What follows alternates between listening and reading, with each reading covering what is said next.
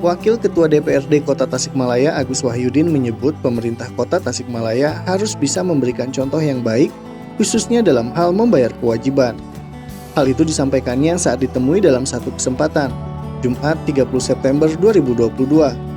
Menurutnya, Pemkot Tasikmalaya sampai saat ini masih mempunyai utang terhadap RSUD Dr. Soekarjo Kota Tasikmalaya. Jumlahnya pun tak sedikit, mencapai angka miliaran rupiah. Maka dari itu, Agus mendorong agar pemerintah harus menjadi tauladan yang baik dan segera memberesi kewajibannya itu.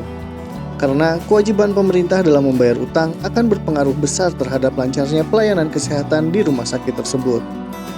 Sebagai tauladan ya tentu Pemkot harus memberi contoh gitu ya. Ketika kita uring-uringan nagih ke kabupaten, nagih ke mana? Ke BPJS dan lain sebagainya, sementara kita sendiri masih punya tunggakan kan gitu ya.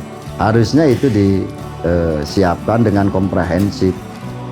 Agus menambahkan, selain mendorong agar pemerintah segera melunasi semua kewajibannya terhadap pihak rumah sakit, ia juga mengimbau agar pemerintah bisa lebih rapi dalam urusan data. Terlebih data soal masyarakat yang berhak mendapatkan bantuan pelayanan kesehatan dari pemerintah daerah. Karena menurutnya, selama ini tak jarang data tersebut malah memicu persoalan lain yang cukup serius.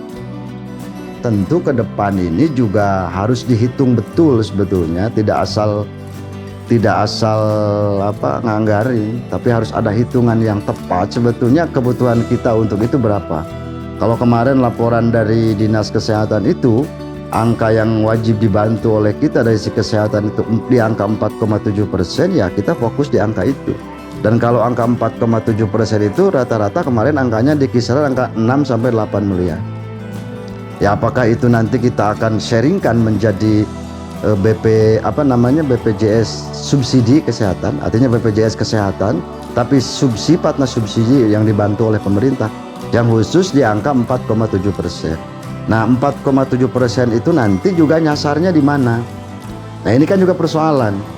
Jangan-jangan ketika kita selesaikan yang angka 4,7% yang BPJS itu juga nantinya merol lagi karena datanya tidak akurat. Oleh karena itu persoalan data ini juga menjadi persoalan yang sangat penting.